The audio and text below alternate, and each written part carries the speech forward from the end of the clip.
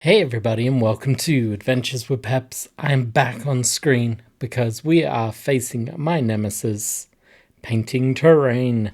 Today we are going to attempt to paint 2 Slaine mud huts. So let's get on it. Oh, that was a bit blurry there for a while. Dive on in, let's get on it. You know the drill. Blah, blah. So here we are. It is the little hut that you would get with the Slaine starter set. Kiss my ass. Kiss my axe. Great start to this. As you can see, it's a mixture of MDF and cardboard. It's not the most exciting terrain piece. Ooh, there's a bit of tinsel in here from Christmas. That shows you when I last opened it. But yeah, it was easy enough to put together. It's not the most exciting piece of terrain, which is why I left it so long. And I had the idea after coming across my base mixture stuff, which is the Vallejo Diorama FX Earth texture. I was just going to cover the entire thing with it and see what happened. Now for the roof, there's normally straw / hay based, I guess. Like a early thatch, I guess, would be my imagination. So I'm just swiping the mud texture down to give it kind of stripy lines, bit of texture. This stuff is meant to be mud on a base, so I'm hoping it's going to work well as a weird kind of plaster, but we'll see how it goes. Now I am applying it quite thickly, so I'm not entirely sure how long this is going to take to dry, but I'm going to leave it overnight. I'm doing 2 of these, so hopefully by the time I've done the second one I'll be able to see how the first one is, but ultimately I'm going to leave this to dry overnight. I want it to be fully dried before I put any paint down. In theory, it's going to dry this nice dark brown colour anyway, so that will give me a good base colour to work off. Alright, let's skip forward so you don't have to watch me do every section. Through the magic of editing, here we go. So, it's still wet. As you can see, I kind of did downward swipes. I added some slappy texture using the palette brush. Now we're just going to do the walls on the hut. This is a lot easier. I'm going to go as much as I can off camera because you know what, you don't need to see what I'm doing. Initially I'm going to fill in the gap beside the door. We don't want gaps. And then I'm going to work pretty much left to right, swiping it as if a plasterer had come in, slapped plaster on the wall. I don't want it to be smooth. I want it to be textured. I want it to look like it was hand done. These are warrior tribesmen. Maybe they get their kids to do it.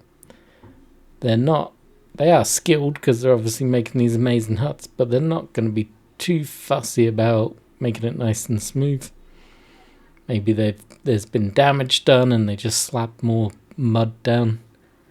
And yeah, that took, with the roof and the walls, probably I'd say 10 minutes a model to get it down.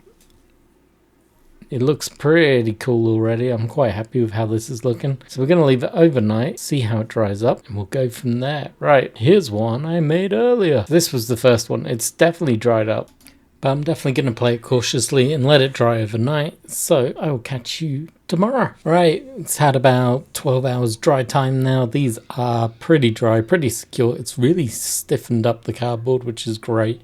It's made these pieces a lot sturdier than what they start off out as. So first paint it's all dollar store paints. I'm not being fancy here with the terrain. It is a simple oatmeal colour from the Dollarama in town. This stuff has lasted me forever. I do love it when you can buy cheap and it gets the job done and it just lasts. Obviously not going to use these on my miniatures because they're not that fancy, but they are great for terrain pieces. So the oatmeal colour is going to go all over the walls. My reasoning's simple. I want to have a 2-tone hut, so the walls are going to be a lighter brown when I've finished with washers and what have you, and the thatch roof is going to be a darker brown, and then obviously the ground is also going to be brown with patches of grass. I'm not entirely sure how I'm going to do the base. It's going to match, I guess, my terrain board in some way, but I haven't fully decided on that. So I did 1 coat around the whole model, very simple, And even at this stage, it's already looking a lot better than boring old cardboard. So with that done, I move on to the next Dollarama paint, which is Cinnamon Brown. This ended up being a lot runnier than I thought it was going to be. So I'm not entirely sure if I want to use it on the roof huts. So we're going to use it on the base first, just to see how it looks. As you can see, it's quite a light brown. If I remember correctly, when I was doing my terrain boards, I used the darker brown. Then I splodged this on top of it and kind of blended it together and then dry brushed with the oatmeal. So all three colours that I'm using on this hut have been used on the terrain board. So they should kind of blend together. Ultimately, I decided to take a risk with the cinnamon brown and did it all over the roof and the floor. So here we go. We're 2 parts of the way through, meaning we only have one colour left. It's mostly going to be used on the door, and that is burnt umber. This is a darker brown than the cinnamon. It's going to stand out. It's going to look more like a wood colour, I assume, as opposed to a rich muddy clay area. So making sure I get good coverage on this door. I'm not worried about being messy. Just slapping it on. I've got like a cheap dollar store brush as well. Keeping this nice and easy. I love my terrain now. I enjoy painting it. But I enjoy painting it for the fact that it doesn't have to be fancy. I love just slapping colours. It's like your base coating. That's all I can describe it as. Just get the colour on, enjoy doing it, move on with your life. This will ultimately be base coats and then a shade, and then maybe some dry brushing along the way. But that's going to be it. I'm not going to do too much with these. Like I said, these are backdrops. They're not the star. The miniatures should shine the most, not the terrain. If your terrain is getting all the compliments, it's going to make you feel bad about your miniatures. So just make sure it's good enough to look pretty in a photo and in the backdrop of the game, and the rest should come naturally. So we got that dry. I then watered down the burnt umber, like heavily watered down. It's probably like 3-to-1 ratio, 3 water to 1 paint. And now I'm just going to work my way around doing this wash over it.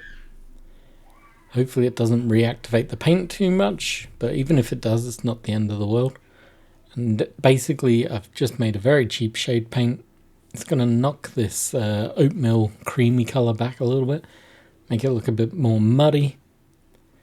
And I hope it will bring the whole model together. So while I'm doing this, we can skip forward a little bit. Right, here you go. Here is the model with the wash on. The wash is still a little bit wet, hasn't fully dried, but you can see already it's knocked the colour back. It's looking pretty good actually. I'm quite impressed. I then grabbed the oatmeal paint again. We are going to dry brush the roof before I put a wash over it. This is to help just make the raised areas pop a bit more, especially when the wash goes on. This is a pretty laborious task because I got a cheap paintbrush. So I'm loading up the brush and then I'm wiping most of it off, and then as you can see I'm just slapping it on. So this is going to take me a hot minute. So catch me in a moment. And away we go. Look at that. One dry brushed roof. This is going to get a wash when it's fully dry, because as you can see currently they all blend together. I've done a real good job of making a one-tonal hut. So I'm going to have to darken down the roof, so it's going to get a wash on it. And I'm going to use Agrax Earthshade. This is the most expensive paint I'm going to put on this model, but it's also the quickest to get the effect that I want. And I'm just going to layer it on real heavy. And where I see any pooling, I'm just going to grab it and swipe it onto the next section. This is going to produce a nice dark roof for this setup, and hopefully it will pop even more against the duller plain walls that I've got going on. And we'll see in a minute once this is all done. Right, the roof is now drying. I'm going to put some grass tufts down. At some point we're going to get some green flock on the bases as well, but I want my game board to be a bit more finished to work out what I've got and where. I might stick some flowers on the base as well. though I haven't bought them yet. I need to visit the model shop, see what I can find there. But I think some flowers might actually help finish off the realism. But for now, we're going to use some green grass tufts. They got like a dry brown inner shade, so they fit perfectly with my theme. Right, let's find the drier one. There we go. Look at that. Oh, this is looking good. This is looking good. I will have to grab a Slaine model to put near it, along with the gaming board that I currently have finished. I did a test one.